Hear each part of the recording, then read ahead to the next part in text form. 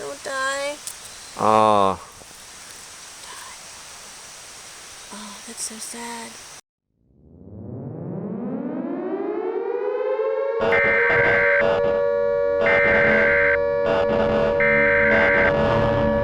The following message is transmitted at the request of the United States.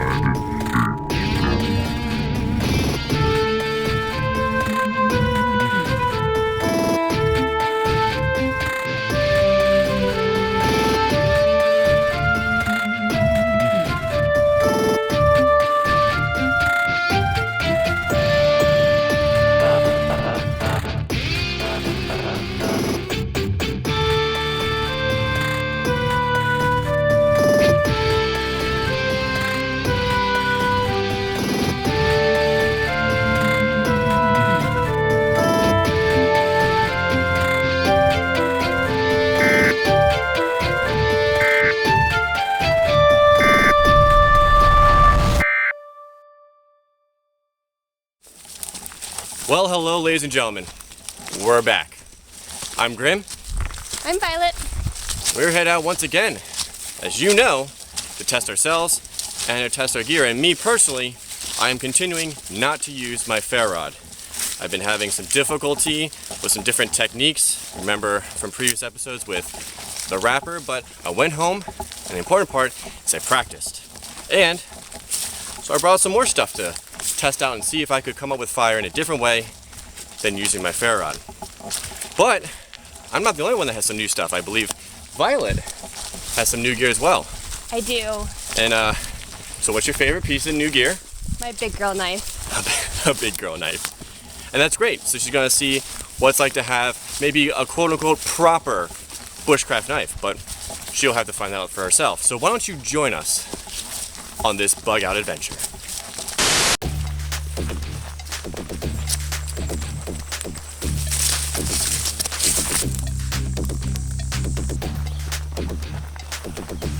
Well, we found our spot. We got water off in the distance. You may or may not be able to hear that, but it's close by, so that's always nice. Fairly secluded. Pretty nice area all around. Time to make camp.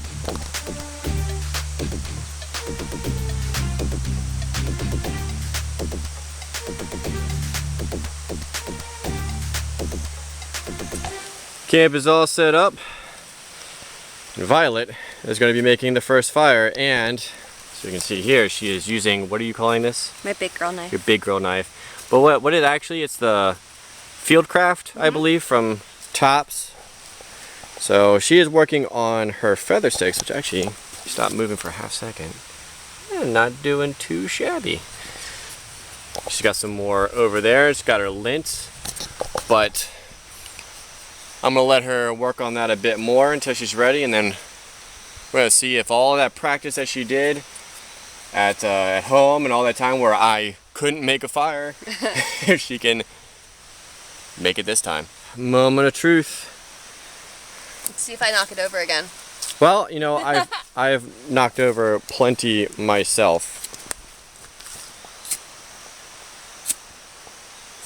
Well, what are you using to strike it? I kept the glass from the last time. You did? With you. Because it works better than anything else that I've worked with. Oh, there you, it looks like it from here. I did. Help it, excellent. I did it fail. Excellent, yeah, just, good, let it, good. Move the, oh, it's so close. Don't die. Ah. Oh, that's so sad. Okay. That's the fastest I've ever done that. That was, but, alright, so, what do you think you need more of? Little stuff. Little stuff? Like really little stuff. Probably a few more of the more feather stick stuff. Yeah. Alright. So we're gonna make more feather sticks. We're back for round 2. A lot more feather sticks. A lot more small stuff.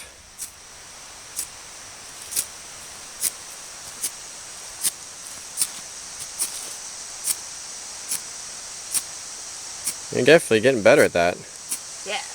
Glass Oh, helps. you got it. Glass helps a lot. Help it out. Just kind of push that over the flame. There you go. Just kind of. Yeah. Come on.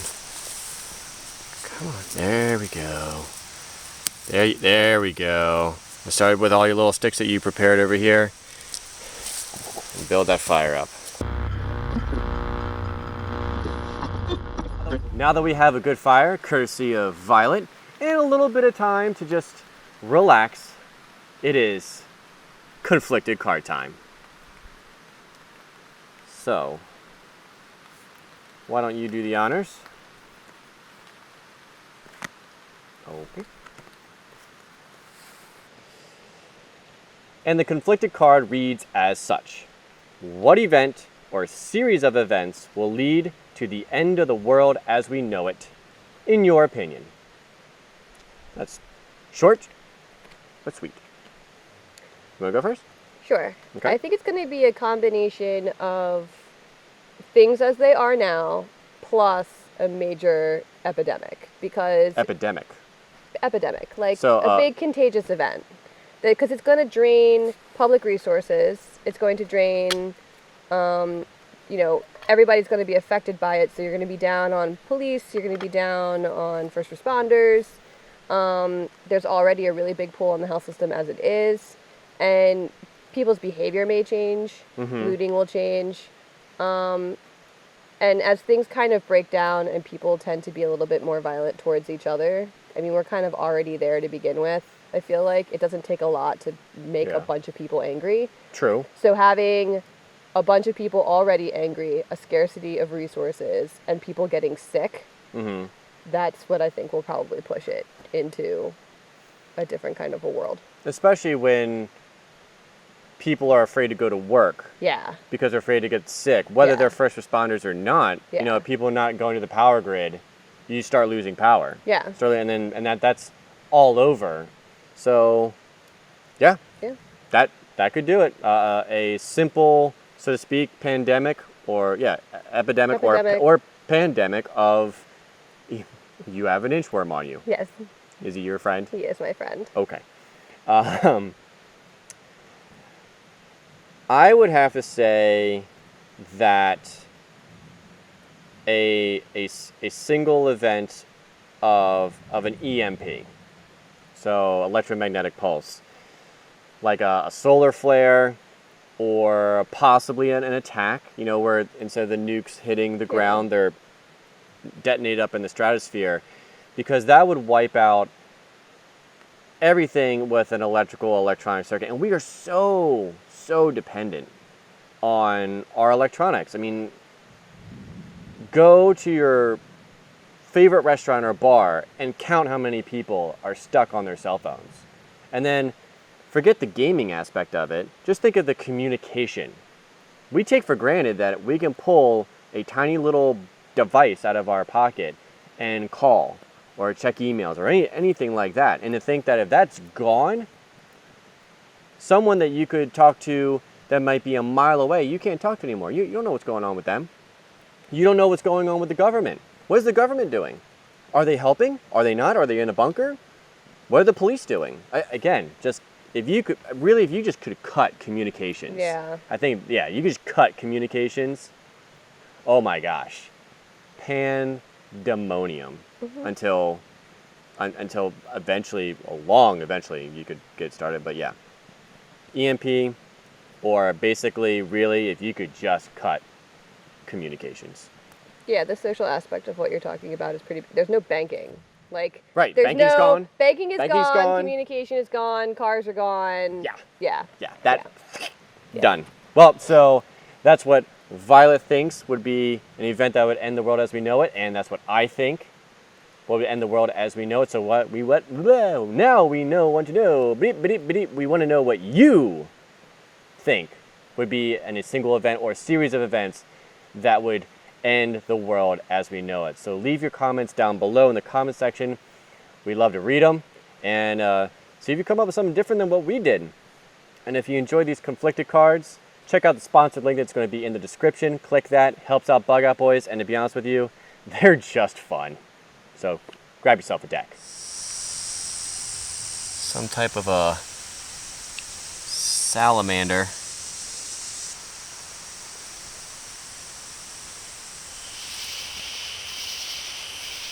Back in the hammock, and this night I have the bug netting up full force. One day I will go on a trip with Grimm, and I will not be sick. Once we got the fire going, thanks to Violet, which I'm very happy that she was able to get the fire going pretty quickly this time, and I'm proud of her that even though it didn't work the first time, she's kept at it. But I always go home feeling better, so there's that. I don't know if that's like a win for the woods or a reason why you shouldn't work in an office. Felt pretty good about the fire that I made for the most part. I would like to think that this is starting off to be a really good bug out trip. I also really like my big girl knife. Now that I'm kind of figuring out how to use it, I think I like most of the things that I have on bug outs. Most of the new stuff that I've gotten once I figure out how to use it. Most of my frustration comes from user error. I fully embrace that. And I'm done now. Good night. Good night. Day 2. Had a pretty restful night. Took my shirt off because it got so warm that I didn't really need it. And also it was very still, I feel damp and sweaty from the hike in, that just get it out, put it on the line, let it dry out. Now it's time for me to make a fire. So I better get on that so we can have some breakfast. Before I get to the experimental ignition of the fire that I'm trying to make this morning, I know that I'm going to need a lot of kindling, a lot of fine material, because I don't know if I'm going to get a flame right away, and when I finally do get that flame, I'm going to want to catch and to stay. But I didn't feel like using my normal knife. Instead, I was given this prototype, this Corecraft EDC knife. You can see right here, and it just sits on the keychain. And what it uses is just your everyday X-Acto blades. So if it dulls up, you just unscrew it, pop out, and pop in a new one. But EDC, definitely. Out in the woods, well, let's see what it does. So I'm going to try and use it to do some feather sticking here. I will say it will probably cause some hand fatigue. Day bag in a pinch. I would definitely, as of right now, day bag in a pinch would probably do pretty good. I mean, obviously you're not going to be batoning with this, but it's working. It's not dulling up. You can probably see right there. But so far, so good. I'm going to keep on using it. Onward with the processing of wood.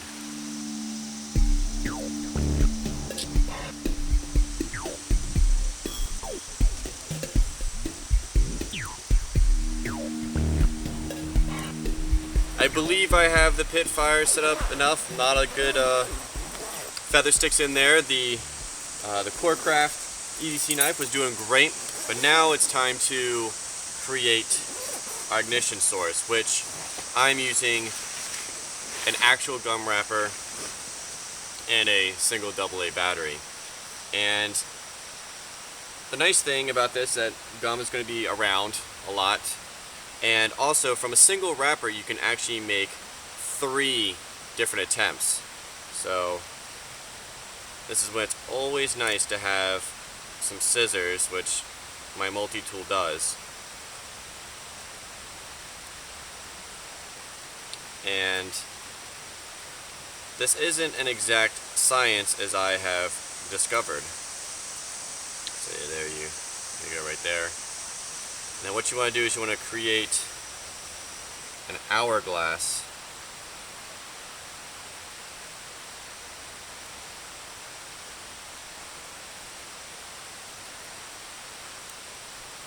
Just like that, and then do it again on this side. And I get pretty good results when I get down to about a quarter. Maybe that's an eighth. Sorry.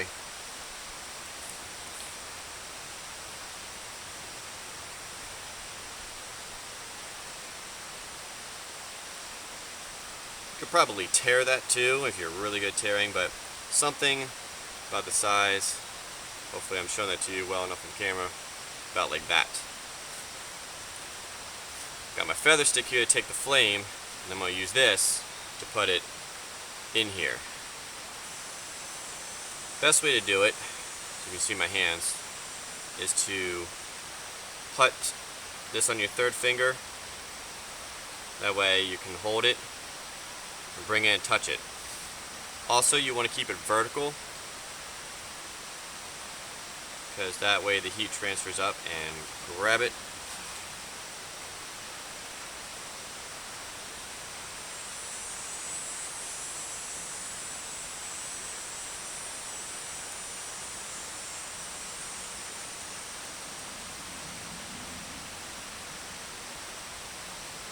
And not. Nope, it only flames up by now. Oh, it broke already. I think I did that. Alright, round 2.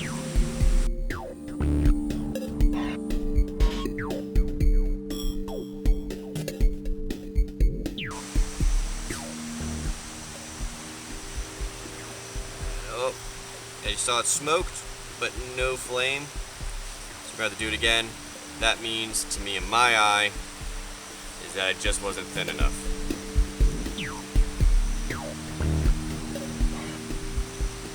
There we go. Go.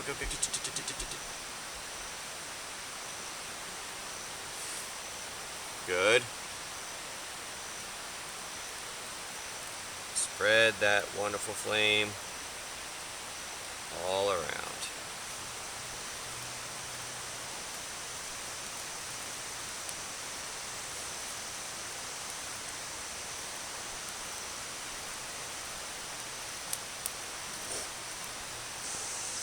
You got yourself a fire.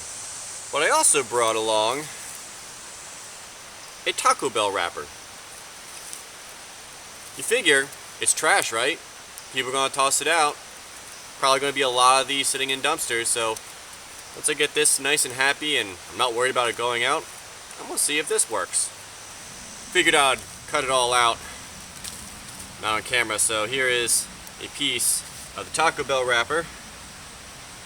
So it's got that shiny stuff on it. Let's see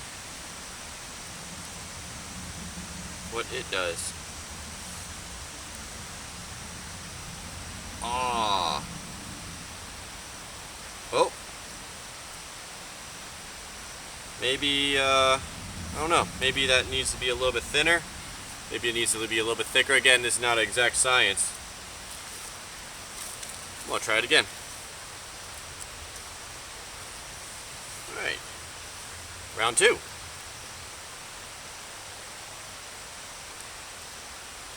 Yes! Hope you saw that, but it caught flame. So, with a little bit of finagling, and you got lots to go with.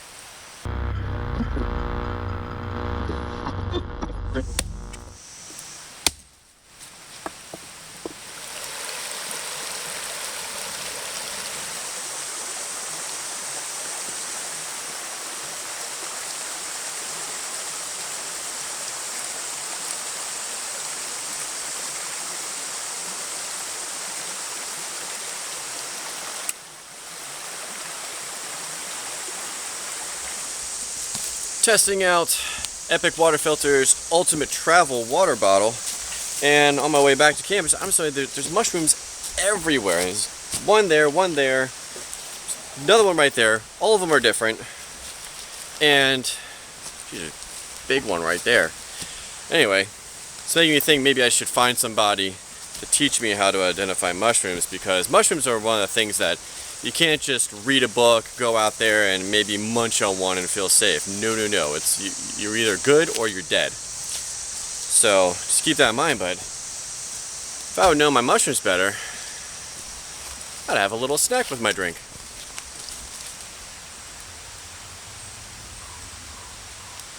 Violet is once again taking advantage of my hammock setup. She's always hanging her things on my hammock, which honestly, I don't mind. We're working together as a group, as bug out people together. But what made me a little bit happier this time was that it was a Bug Out Boys t-shirt. Just one of a few designs. And if you are so inclined, check out the Spreadshirt link that's going to be popping up in the corner, where you can shop to your heart's content. And please do not blame me for this shameless plug, because it helps out Bug Out Boys and it keeps us going on our adventures. And I think they look pretty good.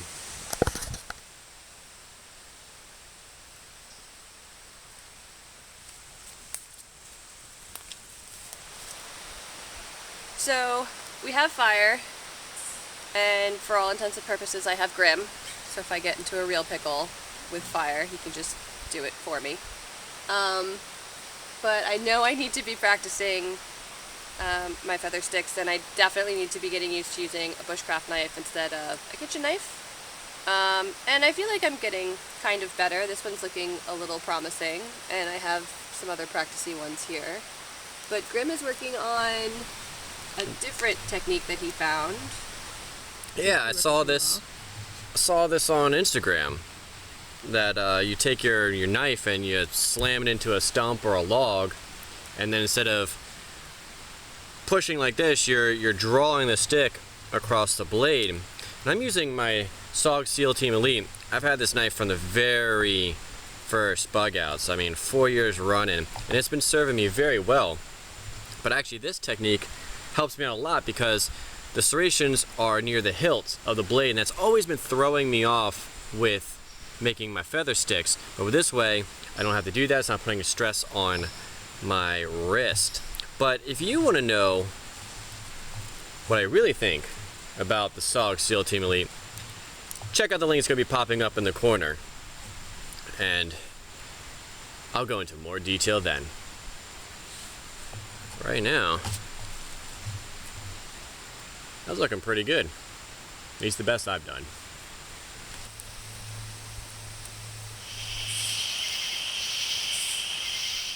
So it's time for bed. I'm pretty happy with my feather sticks that I did. I feel better about them. I'm less angry at the sticks. A good day. I was able to get the gum wrapper trick to work, and also found out that Taco Bell wrappers work.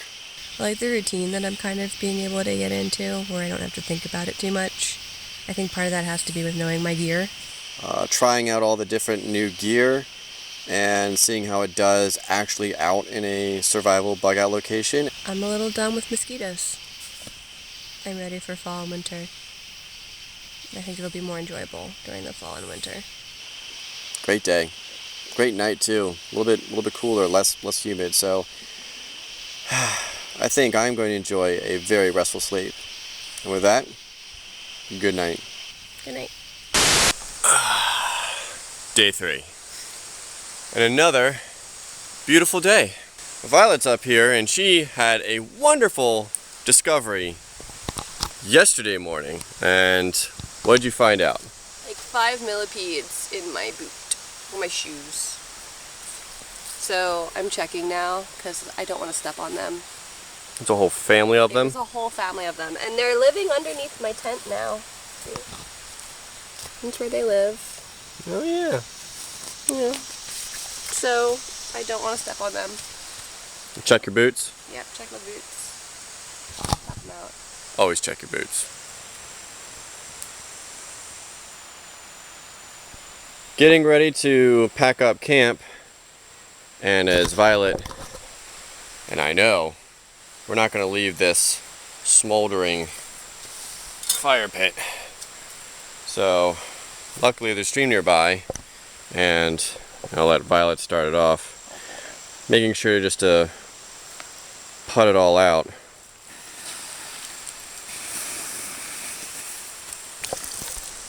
You want to do this for a couple reasons. One, it's just good for Mother Nature. You don't want to, have a forest fire start.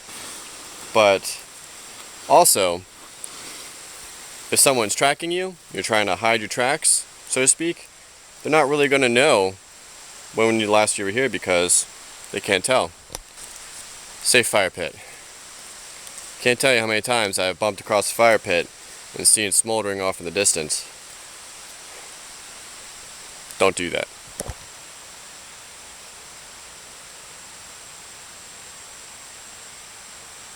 Well, as you can see, in true Bug Out Boy fashion, we left no trace. Well, except for that fire ring, which was already there. But we made sure that it was clean, fire was out, and we left no trash. Always very important. Now it's just a matter for Violet and I to get out of here.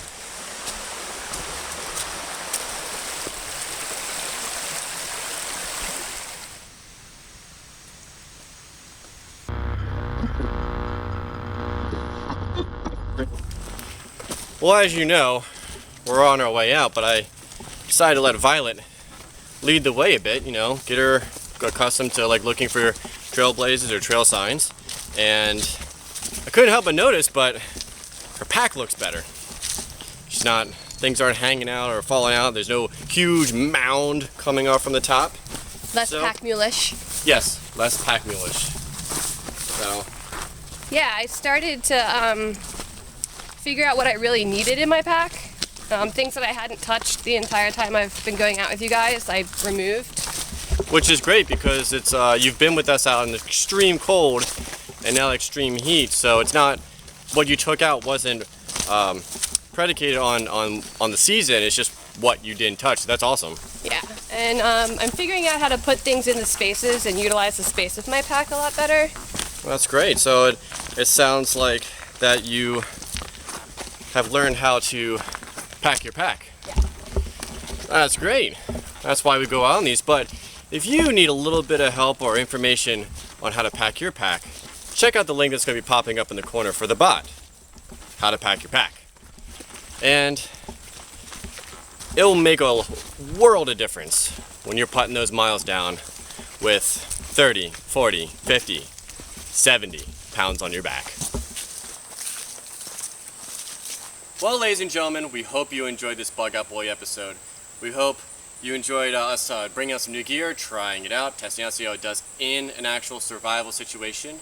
Violet, you brought out some new stuff. How do you like your big girl knife? I like my big girl knife. I'm definitely feeling more comfortable with it by the end of this trip. Just my gear in general I'm feeling more comfortable with.